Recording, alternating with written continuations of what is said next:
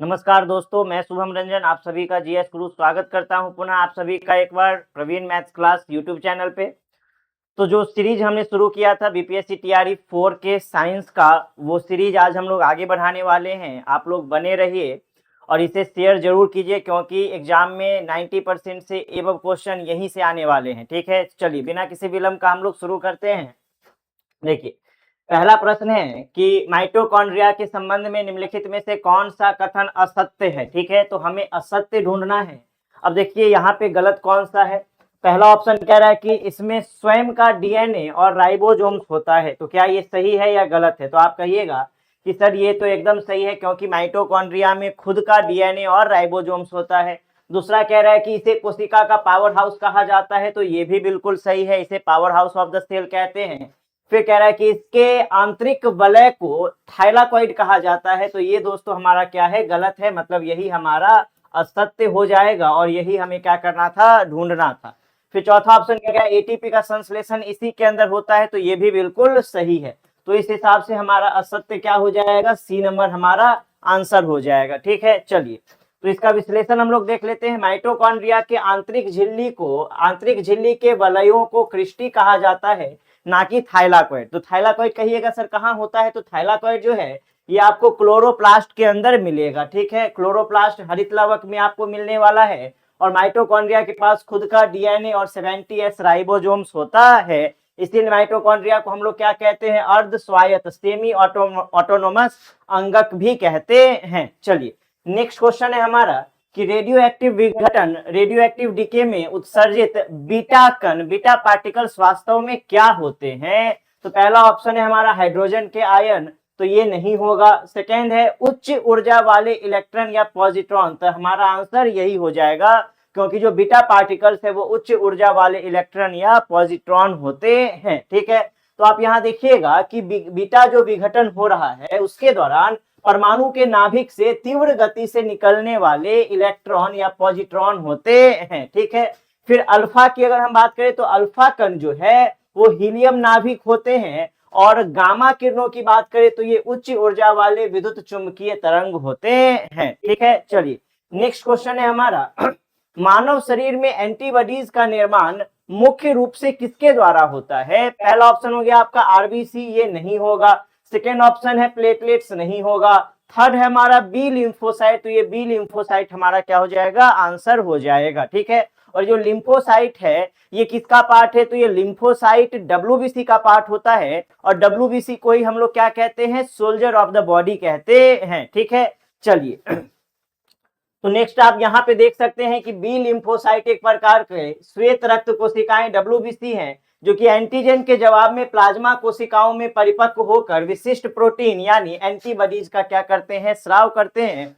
और हमारे शरीर को बचाने का काम करते हैं। प्रतिरक्षा प्रणाली का ये हिस्सा होता है। ठीक है, चलिए नेक्स्ट क्वेश्चन है हमारा निम्नलिखित में से कौन सी एक ग्रीन हाउस गैस नहीं है? हमसे बोल रहा है कि कौन सा ग्रीन हाउस गैस नहीं है।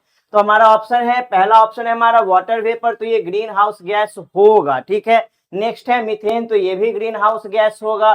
थर्ड है नाइट्रस ऑक्साइड। तो ये भी ग्रीन हाउस गैस है। तो हमसे बोल रहा था कि कौन सा नहीं है, तो नहीं वाले में हमारा आर्गन जो है ये आंसर हो जाएगा। ठीक है, अब आप देखिए यहाँ पे कि आर्गन क्या है। तो आर्गन एक अक्रिय गैस है, नोबल गैस है, इनर्ट गैस है। ठीक है, अब यहाँ पे आप देखिएगा कि वायुमंडल में ये आपको 0.93% ये मिल जाएगा।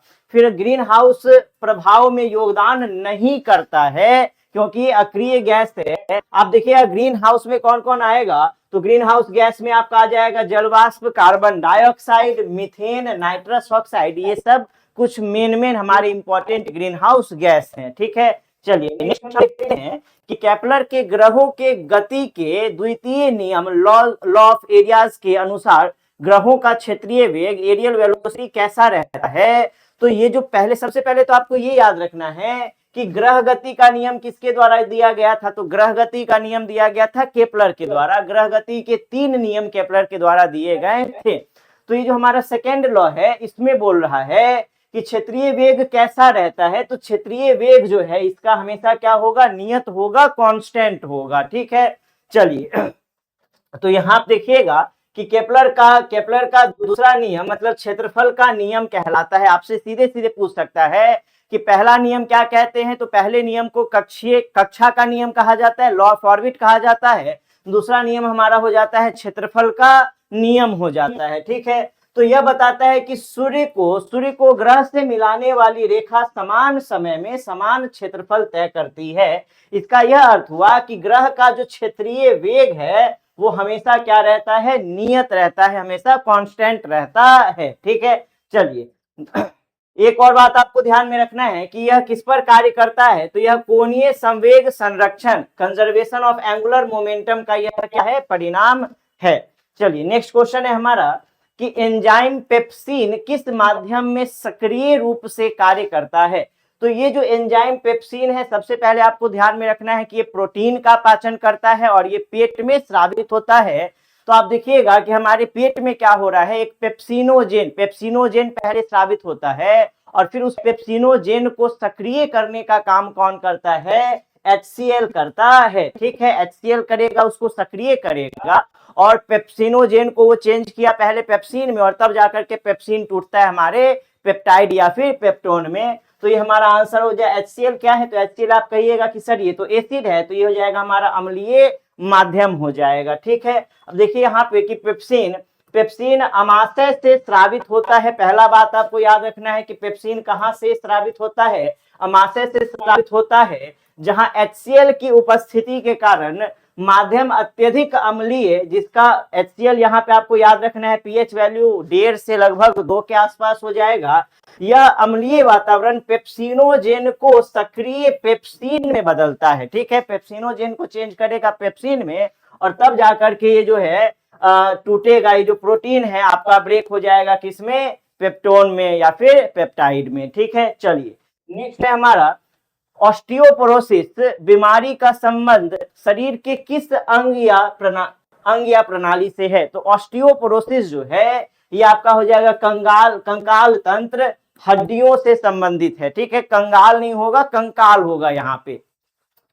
तो ये कंकाल तंत्र आपके हड्डियों से संबंधित हो गया और आपको याद रखना है कि हड्डियों का अध्ययन क्या कहलाता है, तो हड्डियों का अध्ययन कहलाता है ऑस्टियोलॉजी कहलाता है। ठीक है, ऑस्टियोलॉजी आपको ध्यान में रखना है। ठीक है, अब देखिए बहुत सारे लोगों के मन में चल रहा होगा कि सर ऑर्थोलॉजी क्या होता है, तो ऑर्थोलॉजी डिफरेंट है। ठीक है, हड्डियों का जो अध्ययन होगा वो किसमें आएगा, वो आएगा आपके ऑस्टियोलॉजी में ही आएगा। ठीक है, चलिए तो नेक्स्ट हम यहाँ पे देख रहे हैं कि ऑस्टियोपोरोसिस एक ऐसी स्थिति है जिसमें हड्डियों का घनत्व और द्रव्यमान कम हो जाता है, जिससे हड्डियां कमजोर और भंगुर हो जाती है। और यह मुख्यतः किसकी कमी से होगा, तो कैल्शियम और विटामिन डी की कमी से या वृद्धावस्था में हार्मोनल बदलाव के कारण ये होता है। ठीक है, चलिए नेक्स्ट क्वेश्चन है हमारा, नाभिकीय रिएक्टर में प्रयुक्त मंदक का मुख्य कार्य क्या होता है। तो पहला ऑप्शन कह रहा है कि न्यूट्रॉनों की संख्या को अवशोषित करके, तो ये एकदम गलत हो जाएगा।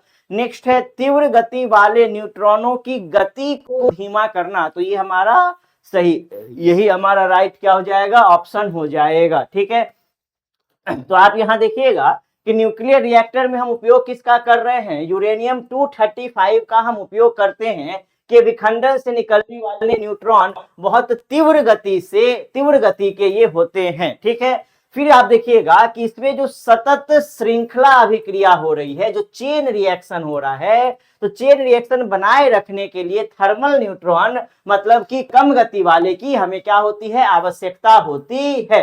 तो मंदक में उपयोग किसका करेंगे, एग्जाम में बहुत पूछता है कि मंदक के रूप में किसका उपयोग किया जाता है। तो मंदक में आप या तो भारी जल का उपयोग कीजिए या फिर ग्रेफाइट का आप उपयोग कीजिए। ठीक है, इन न्यूट्रॉनों की गति को ये क्या करते हैं, धीमा करते हैं, न्यूट्रॉन की गति को धीमा करते हैं। न्यूट्रॉनों का अवशोषित करने का काम किसका होता है, तो अवशोषित करने का काम नियंत्रक क्षण का होता है। और नियंत्रक क्षण के रूप में, कंट्रोल रॉड के रूप में हम किसका इस्तेमाल करते हैं, तो कैडमियम या फिर बोरोन का इस्तेमाल करते हैं। ठीक है, चलिए नेक्स्ट क्वेश्चन है हमारा, प्रकाश संश्लेषण की प्रकाशीय अभिक्रिया लाइट रिएक्शन पादप कोशिका के क्लोरोप्लास्ट में कहाँ संपन्न होती है? तो देखिए प्रकाश संश्लेषण में हम दो स्टेज देख रहे हैं, दो अलग अलग चरण देख रहे हैं। पहला तो हम देख रहे हैं कि ये हमारा लाइट रिएक्शन होता है, ठीक है ना, और दूसरा हमारा डार्क रिएक्शन होता है। तो अक्सर एग्जाम में पूछा जाता है कि लाइट रिएक्शन कहाँ होता है और डार्क रिएक्शन कहाँ होता है, ठीक है। तो लाइट रिएक्शन जो है, ये जो आपका प्रकाशीय अभिक्रिया है, ये क्लोरोप्लास्ट के ग्रेना में होगा, जबकि जो डार्क रिएक्शन है वो क्लोरोप्लास्ट के स्ट्रोमा में होगा, ठीक है। तो यहाँ पे देख लीजिए, यहाँ हमारा क्या हो जाएगा, ग्रेना हमारा आंसर हो जाएगा, ठीक है। अब ये दोनों आपको एकदम याद रखना है कि प्रकाशीय संश्लेषण की प्रक्रिया दो चरणों में होती है।